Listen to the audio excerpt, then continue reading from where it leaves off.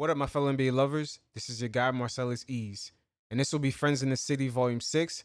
As last time, we spoke about Kevin Durant's brilliant performance in Game 5, in which I stated that the Nets weren't quite out of their predicament yet. Now, I noticed that Kevin Durant in that game logged in a lot of minutes, and he was dealing with PJ Tucker all series long, and he had nearly a perfect performance to pull off that victory in Game 5. Now, the Nets, of course, fell in Game 6. And in Game 7, Kevin Durant kind of ran out of gas at the very end, as both offensively and defensively, he was asked to do a lot. And he didn't even get to score a point in the overtime.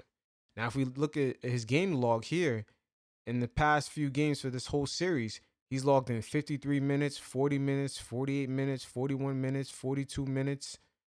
You know, and the only time in Game 2 he had a break when the Nets were winning the game in a blowout, he played 32 minutes, but in Game 1, he played another 40 minutes. So his minutes kept on creeping up as the series kept going longer.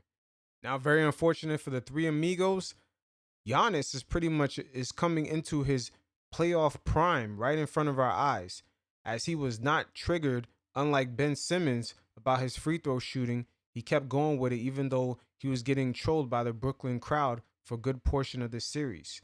And he came up big in very key spots. And even though he had a couple of fumbles here and there in the series in key moments, he didn't let it rattle him at all. So very unfortunate for the Brooklyn Nets. They're dealing with injuries and also Giannis coming into his own. Now, they're going to talk about it in this segment, and every once in a while, I'll check in. Giannis scored 40 points in a duel versus Kevin Durant in a Game 7 thriller Saturday between the Bucks and Nets. KD finished with 48 points and sent the game to overtime after hitting a big shot at the end of regulation. But Giannis, he showed up big in OT, while KD's luck ran out in overtime as he would go on to airball on his game-tying attempt, securing the win for Milwaukee. I keep thinking, guys, he had to be exhausted at that point. So Shannon, how much blame does... And also in this play right here, as you can see, right before this play, I wish they showed it, Kevin Durant gave James Harden the ball. And James Harden quickly gave Kevin Durant the ball back. I believe Kevin Durant was already tired from right then and there. Durant deserved for this loss? The same amount of blame that you would assess to any other superstar, and the level of blame that you would assess to the greatest player on the planet currently is what Kevin Durant deserves. Oh, you mean Lagon? Whoa. Yo, Skip stayed trolling about LeBron. But no, this is the downfall of any team that goes very top heavy with their big three. Eventually, you're not going to have enough guys on the bench, enough role players on the team that can fulfill certain roles, particularly if other guys go down and if other guys like James Harden is still playing injured. Oh, no, Skip, it's not your turn. It's my turn. Well, I don't need no. It's my turn. Let me speak, because I'm going to turn the floor over to you. The way that you assign a superstar, the best player on the planet, has been established by one Skip Bayless. And it happened in Game 1 against the Golden State Warriors when LeBron James was 51-8-8. And Skip Bayless said, you gotta make you gotta do all this, yada, yada, yada. And in overtime, LeBron James didn't take a single shot. Well, Kevin Durant in overtime was 0 for 6. And he airballed the last shot. And I need to know why. You see, what happens is everybody was quick to jump on the bandwagon. Kevin Durant is the best player on the planet on Tuesday because he had a historic performance, and there's no denying that. But they asked him to do it again, and he didn't. They asked him to do it again, and he couldn't. Do you see what they asked Kevin Durant to do over the last 3 games? And let me say one more thing before all this gets lost, and I don't want none of this to get lost. Kevin Durant, the best player on the planet, had a 2-0 lead over Giannis. This is not a supers team. Giannis Antetokounmpo is a superstar, but this isn't a super team. You talk about how bad Trae Young shot, I hate. It isn't a super team, but from top to bottom, they have everything you need. They have a solid two-way point guard in Jrue Holiday. They have a three-point shooting center in Lopez. They have a nice mid-range player in Chris Middleton. And Chris Middleton, low-key, he came onto his own in this series. You see the playoff maturation with Chris Middleton. He was making some tough, clutch jumpers in this game. And he was not scared of the big moment. And they also have a kind of flex forward in Giannis. Giannis is almost like baby Shaq out there. This is a fully complete team. And they also got a three-point shooting defensive player like PJ Tucker, who pretty much harassed Kevin Durant all the way to the very end until he was pretty much deaded. He was too tired to continue.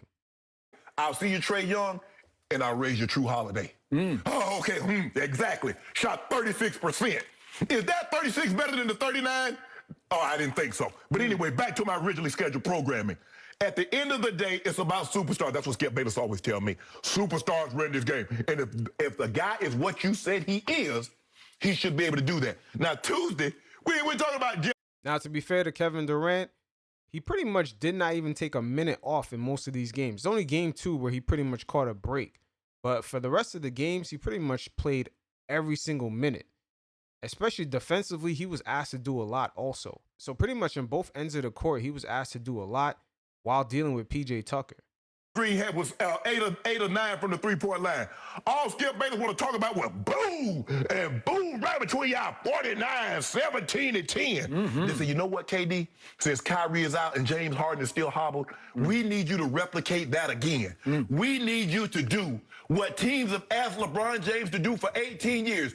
No, LeBron James has not been asked to be nearly perfect in every single game. No, sir. Kevin Durant, game 5 was pretty much perfect. I believe he only had 1 turnover. They have to be perfect just to pull off that victory. With all those injuries and being a top-heavy team, LeBron only had to play in the finals once like that. And I believe that was in 2015 against the Warriors when Kyrie and Kevin Love went out. So it's not the same thing, Shannon. LeBron James is not asked on a very top-heavy team to play perfect without his 2 guys in the lineup, or without one of his guys out and the other guy at least 50%, because James Harden was 50% and Kyrie was out. So he was not asked to be perfect then. So what you saw on Tuesday for Kevin Durant over 1 game, we've asked LeBron to do that his entire career, series after series, playoff after playoffs, and he's done it. And when he starts to wear down at the end of the game and he doesn't come through, you don't give him a pass. So with that being said, unfortunately, Skip Bayless, I'm not going to be able to give your guy a pass, Kevin Durant, in this. Shannon, you're wrong right there. They pretty much gave LeBron a pass in 2015 with that loss against the Warriors. Even though those guys are pretty much young pups and that was their first time even going deep into the playoffs, they still gave LeBron a pass because he didn't have Kyrie and he didn't have Kevin Love. But that was the only time. They lost this game on his home court, which I told you he would. After having a 2-0 lead, has LeBron James ever had a 2-0 lead and blown it? It's a simple yes or no. No. Yes or no, Skip? I don't know. I You haven't do looked. know. You must have looked it up. No comment. He no had all comment. those cakewalks through the East for all those years. So when you all got those Skip, cakewalks. you got to think about what your guy had. This is easy. He was going to have it. Yeah, all those cakewalks, yo. Skip is hilarious, and Shannon is this is straight comedy. But very lucky for LeBron, man. By the time he escaped the Eastern Conference, this is never said. A lot of the players, they started maturing. And I don't think LeBron James, that same Cleveland team, had he stayed in the East the extra year, I don't think they would have made the finals. He would have had to go up against Giannis, which he matured. He would have had to go up against Kawhi and the Raptors. And he would have had to also go against the Philadelphia 76ers with Jimmy Butler, Embiid, and Harris. He's about to get Trae Young. He's about to get a banged-up Clippers. He could possibly get a banged-up Clippers. LeBron was injured. All these injuries, everything was set up perfect for him. Except he lost his other 2 running We don't do it. mates. No. He's the best player on the planet. He is, and he proved it by far times 10 He once going again. home. Speaking of going home, what did ever happen to LeBron? I don't know. Is he coming back next year? Only thing, he got a head start. Because guess where KD is? The same place as LeBron. Shannon, you have my sympathy. No, I LeBron don't. flamed out in the first round against the Phoenix Suns. Your guy flamed out in the second round. Okay. With a 2-0 lead. My guy had the biggest liability I have ever seen in playoff games, named James Harden, who has a checkered past in playoff games, as we well know, because they're still looking for him in Houston from that night in that closeout Game 6 that my Spurs went to Houston, and James Harden was an absolute calamity. He couldn't do anything anywhere, and my Spurs won by 40-something points that night in a closeout at Houston. He has a track record of disappearing. And that track record hasn't gone away. Because once again, if you guys look at that very last play where Kevin Durant airballed that 3 in overtime, look how quickly James Harden gave the ball back to Kevin Durant. He was not about that. Now, it could be about his hamstring injury. He didn't want to take the chance and take that shot. But I don't think he knew how tired Kevin Durant really was. But this was way worse than disappearing because clearly James Harden was playing on what they all claim to be a pulled hamstring. How do you play 53 minutes? So I watched 3 straight games, and Saturday night he played 53 minutes. That's all the minutes, right? That's the whole game. He played every minute just the way Kevin Durant played every minute. And you know what I nicknamed him during the game? He was Logo James. It's not because he was shooting from the logo. He was dribbling on the logo half the night, or picking up the ball and holding the ball on the logo, looking for Kevin Durant so he could lob him some dangerous loopy pass at the end of the clock. So yeah, some of those passes were really sloppy. And also, James Harden on the defensive end, he had a lot of time to get a breather because he was guarding Brook Lopez for the most part. Even though Brook Lopez did have a good game 7, but James Harden overall, defensively, the Nets didn't really ask much of him. And Kevin Durant pretty much had to make up for all that. Kevin Durant could try to take P.J. Tucker off the dribble with 4 seconds left on the shot clock. It happened again and again and again. It felt like James Harden was building a statue to himself, of himself, on the floor during the game because he played like a statue. He was a cardboard cutout. He should not have played 53 minutes because he was a disaster. He held the ball so long. He put them in so many late clocks. He had no burst. He couldn't dribble by anybody. You could put your worst defender on him because he could not get into the paint. And when he did occasionally by accident find himself in the paint, he was like, I don't know what I should do. Maybe I should just lob this up in the air and hope it goes in the bucket. And he made a couple of lucky shots, but his three-point shots weren't shots. They were throws. He had to actually throw his three-point shots. And he managed to go 5 of 17 from the floor and 2 of 12 from 3. Are you kidding me? It's horrendous. And there was one potential saving grace. A kid who once upon a time won the three-point shootout on All-Star Saturday night named Joe Harris. What happened? And Joe Harris. What happened? No, at the end of the day, the Brooklyn Nets used James Harden as a decoy in Game 5. And I can't believe Milwaukee really fell for it. But once again, like in the last video I made about this, I stated that they're going to make adjustments. And the Brooklyn Nets weren't quite out of their predicament yet. And that pretty much foreseen to come true. Now, James Harden, hopefully when this hamstring injury does get fixed, the next season, the Brooklyn Nets will begin to start feeling the pressure of having to win a championship, especially for how much money ownership is going to be dipping in that luxury tax. Was an even bigger disaster because the stage was too big for Joe Harris. He finally got to this moment, and he had nothing but wide open shots. After shot. If we could see the final one that knocked me right off my couch, because this is for the marbles. This is to put them up 3 in overtime. Up 3 with 56 seconds left in overtime. It's just wide open. He shot it flat. It barely got to the rim. It was just horrendous. If we could see it one more time. KD gets blocked by Brook Lopez, but they get the rebound and give it back. That was just... Damn, if he's scared of the moment now, wait till next season, because this Kyrie and Kevin Durant experiment is going to be in year 3. And now they have another amigos in James Harden, and they're going to start to feel the pressure of having to win. Green kicking it for a wide open 3. By the way, speaking of Jeff Green, who scored 27 points in Game 5, he took no shots on Saturday night. No shots and scored no points. But Skip, here's the thing. Look how little he played. What is Steve Nash thinking about? I don't. Now, that's very interesting. Maybe the moment was too big for the role players, in which, once again, these very top-heavy teams with big threes, they're going to have to rely on their role players out of nowhere. Because all season long, these guys are pretty much standing on the sidelines and getting open shots. And now they're asked to do more because other guys are injured. See, this is the yin and the yang of having a very top-heavy team.